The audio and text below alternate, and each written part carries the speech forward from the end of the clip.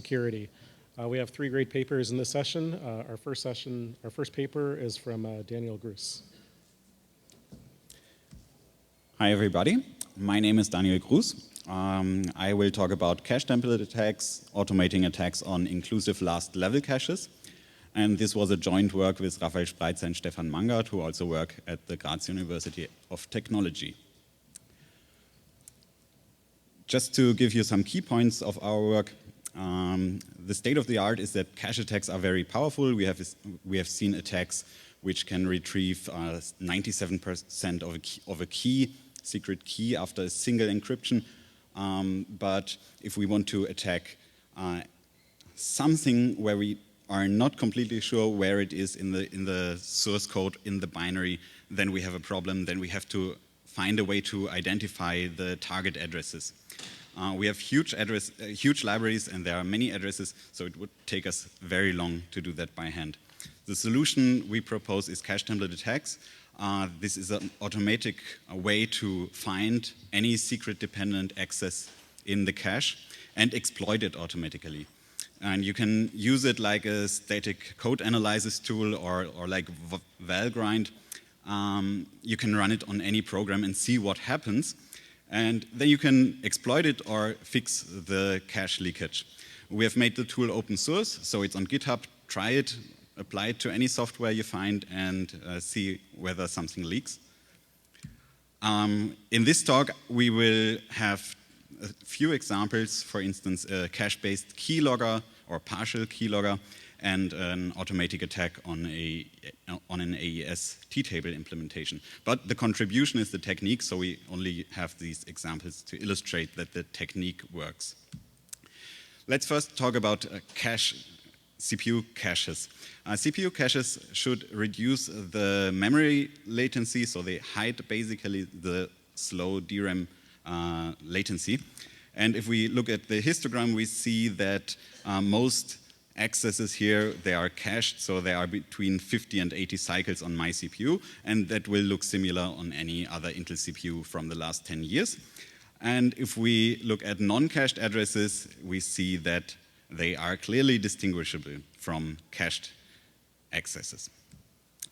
So last level caches on modern Intel CPUs are inclusive. That means that nothing can be in lower level caches that is not also in the last level cache. Everything that is in a lower level cache is also in the last level cache. If something is not in the last level cache, it is not in any lower level cache. That is, we can influence by changing the last level cache what the other CPU cores have in their local caches. Then the last level cache is shared between cores. That means that I can execute code of a shared library from the cache, and another process can simultaneously work on the same cache line. This is the basis for the Flush+Reload attack, which was presented by Jarom and Falkner last year at USENIX, and is a very powerful cache attack. We have seen applications to GNU-PG, ECDSA, AES, RSA, and it exploits shared memory and the fact that shared memory is also shared in the CPU cache. It works on shared libraries or binaries, because binaries are also mapped in shared read-only memory, and you can also apply it in the cloud when page deduplication is enabled, which is not the case on Amazon clouds, but it is the case on other cloud systems, cloud providers. The main focus of research until now was the application to crypto algorithms. We introduced some new application to derive keystroke timings and even distinguish some keys from others. So let's first have a look at the Flush+Reload technique so that you know how such a cache attack works. In the beginning, the cache is empty, and you see on the left the attacker address space and on the right the victim address space, and I have drawn the cache in the middle. So the victim loads the shared library, or it maps the shared library in the address space first, and then the attacker does the same, and they might be at different virtual addresses, but we don't care about that because they will have the same physical address, and the physical address determines where it goes in the cache. And now one of the two processes has to access the library first, and in this case I will start with the attacker. So the attacker accesses a shared memory line from the shared library, and this memory line is then loaded into the cache, and that takes a while, and now it's of course cached for the victim as well. This is a side effect of the caching for the attacker. And the attacker measures the latency of the access to the shared library. And if the attacker measures a high latency, the attacker learns that the victim did not access the shared library recently. Now the attacker flushes the shared library. That's actually the flush step in the flush and reload attack. And then the cache is empty again, nothing is in the cache, and we can start anew. And this time we will try what happens when the victim accesses the shared library memory line, and then it loads the memory line into the cache, and now it's cached for the attacker as well. And if the attacker now tries to reload the cache line, then the attacker sees that the latency is very low, and therefore the victim must have loaded the data into the cache before. Then the attacker flushes the shared library cache line again, and we can start anew. Okay, what can we do with this attack? I have inserted a small animation as a motivation. Can we build a cache-based keylogger? You see two windows here, and they are independent from each other, but the program above monitors one address in a shared library, in the GDK library, which is part of the GTK framework, and it logs key events and prints a timestamp in nanoseconds in this case, and the number of cycles since the last event. And if I now step through this animation, you can see that we monitor key down and key up events, and I can read the timings, keystroke timings from my password. And now is the question, how do we find such an address? Because we have large libraries and we don't know where all these key-dependent memory accesses happen. And by looking at the source code and the binaries, it would take us many hours to find something. So we also have third-party code maybe in libraries, or libraries might be closed source, so we cannot read the source code to find the accesses which cause leakage. And also we might work on Windows or run our attack on a remote system where we cannot analyze the binaries we attack. Another problem are self-compiled binaries, because binary diversification has been proposed to encounter cache attacks. And our attack also works on self-compiled binaries because it simply does not care where the binary comes from. It just runs its attack and it works. So it's difficult to find all exploitable addresses, and we do that with cache template attacks. Cache template attacks consist of two phases, like other template attacks. First, a profiling phase, where we pre-process the address space of the binary or the addresses in a library to then exploit them in the second phase, in the exploitation phase. And in the profiling phase, we profile the binaries with respect to so-called events, and such events can be keystrokes, can be encryptions with specific properties, such as a certain key byte is fixed to a value. And the result of the profiling phase is a cache template. During this phase, we use a cache attack like flush and reload, but it would also work with other cache attacks with accordingly more tries. Okay, the exploitation phase is much simpler. We just monitor the exploitable addresses and then report our results to the attacker. And in this phase, again, we use a standard cache attack. But maybe we attack many more addresses because our templates give us many addresses which can be exploited. So if we have a look at the profiling phase, we start similar as before. We have a victim address space and an attacker address space. And now the attacker simulates a key press, in this case, the key A. And the attacker triggers this event in the victim program, for instance, a gedit instance. And we can do this offline or online, so we can do that on an unknown binary, but we can also do that offline before. Now this loads the shared library from the victim into the cache, and now it's also mapped for the attacker. And if the attacker checks the address for a cache hit, then it observes a low timing or a high timing, and it can update the cache ratio accordingly. In the next step, the attacker flushes the shared memory line again, and then we can repeat the experiment to achieve a higher accuracy. To our findings, 10 to 100 repetitions are enough in most cases to build a proper template, which can then be used in the exploitation phase. So we repeat this for all events. Now we have the letter B, now we have the letter C, and then we're done with the alphabet, and we continue with the next address. And if we're done with the alphabet again, then we continue with the next address, and so on. And at some point, we will have finished the profiling the whole library. I have illustrated that again.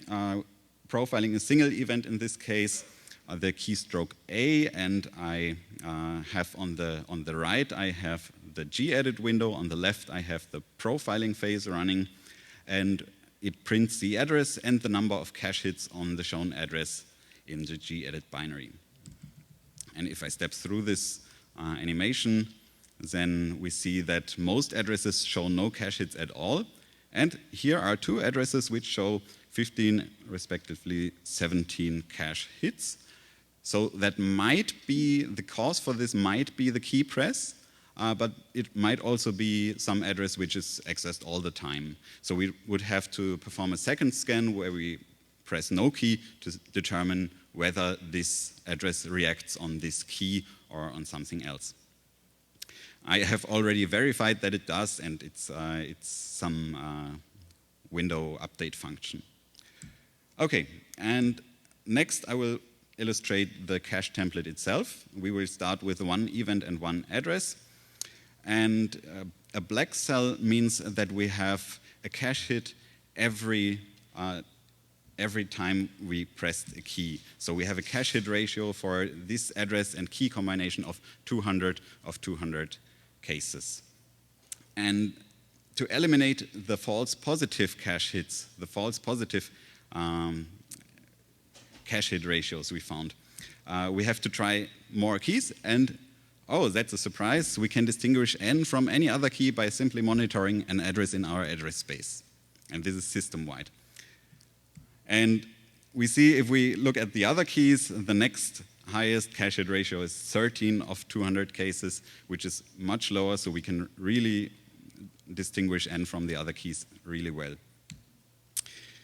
Okay, that's maybe, it might be possible for other keys too. We will just have a look at more addresses, and then we see, oh, there's a nice pattern, and there are some keys which are very well distinguishable from other keys. And you can find this automatically. This runs maybe an hour or maybe a day, depending on the accuracy you want to achieve. And then you have a nice profile of your binary or the whole address space of a program if you want. The reason for this pattern, we have looked this up in the source code, is that a binary search is performed, and you can see at 7C, 700, this is the middle of the array, and this is always accessed, and at 7CA, there is a 3/4 of the array. So you can see that some addresses are the leaf nodes of the binary search, and they are only accessed for these specific keys. Next, the exploitation phase. We monitor the addresses we found from the cache template you have just seen, and we can do that using a flush and reload attack or a prime and probe attack. And we have used flush and reload mostly. and we tried monitoring many addresses. We tried up to 16,000 addresses at the same time, and that worked for keystrokes. But we have some restrictions. For instance, you cannot monitor addresses that are too close together because the prefetcher will load the addresses into the cache then, which are very close to each other. Okay, we will then report the results to a log file or an attacker. So we log the timestamp, the cache hit address, and possible events and their probability from the cache hit template matrix.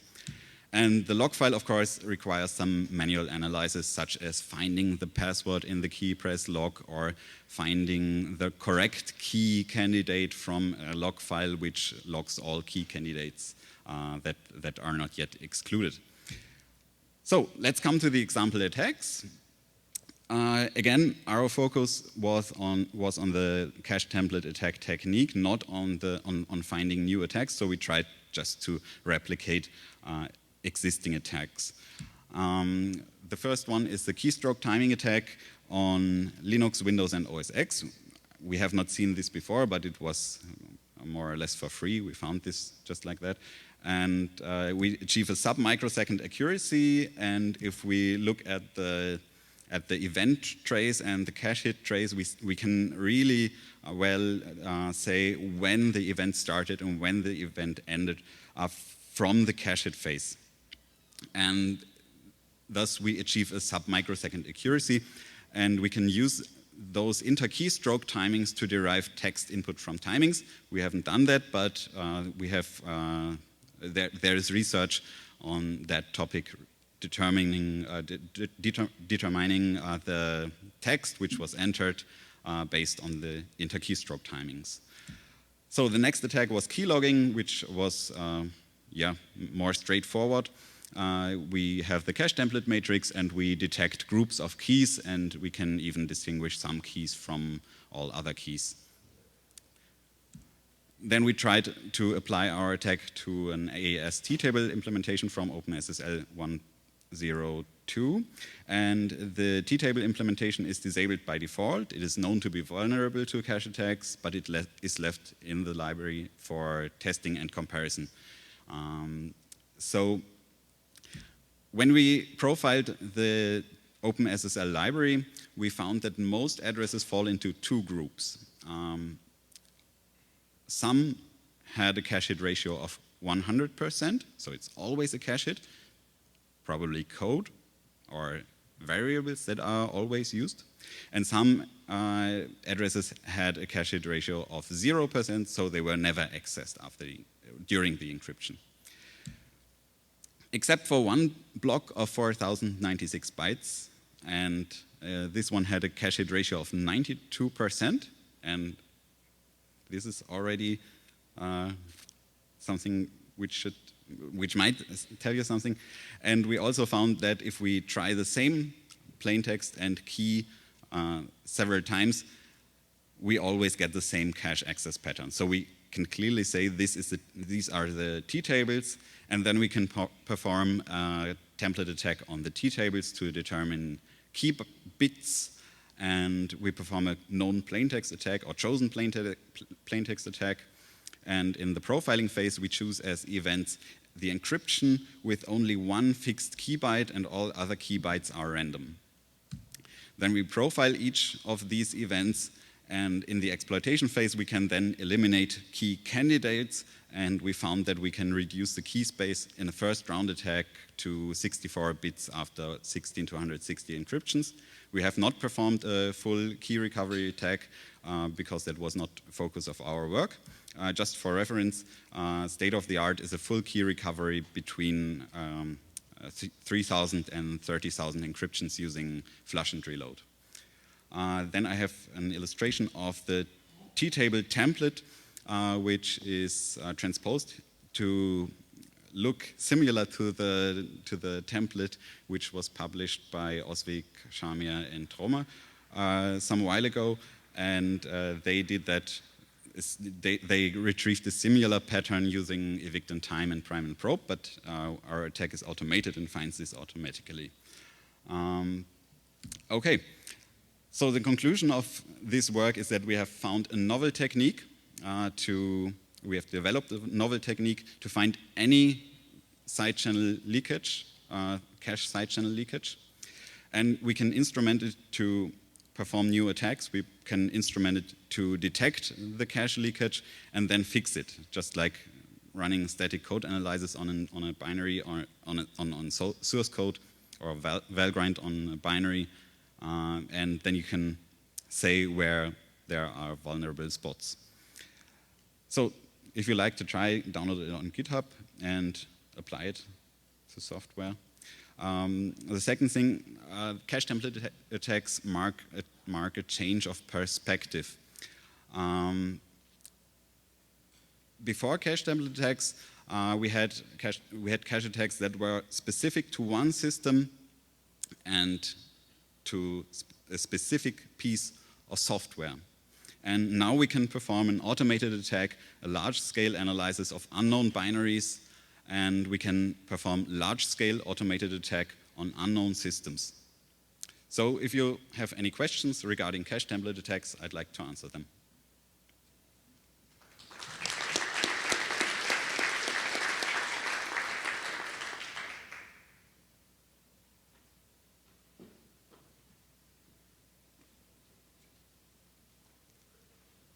Yin-Chen Zhang, Ohio State.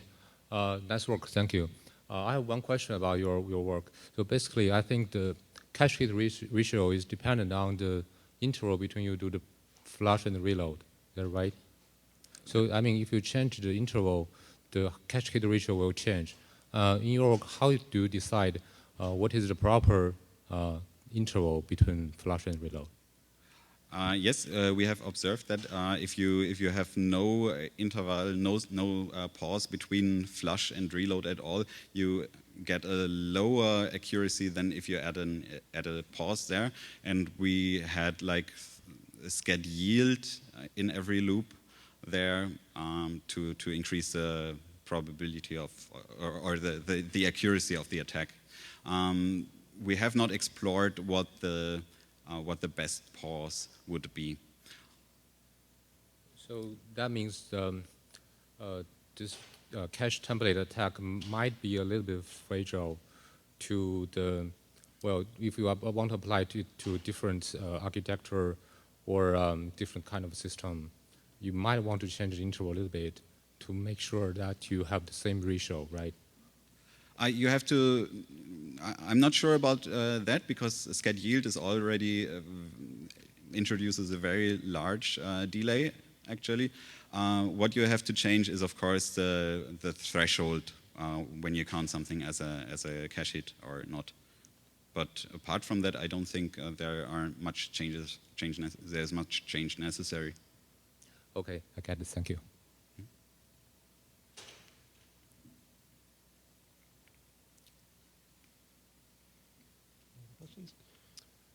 Does the system being under load change the profile of anything? Did you have to test in a quiescent state? Yes, load has an impact on the profile, of course. That's why we say, okay, you can perform it offline in a controlled environment. But also, if you perform the attack online, you will find that systems are not under full load most of the time. So it will maybe you take longer until you have a clear profile, but it will definitely be possible. Thanks. If there are no other questions, let's thank the speaker again.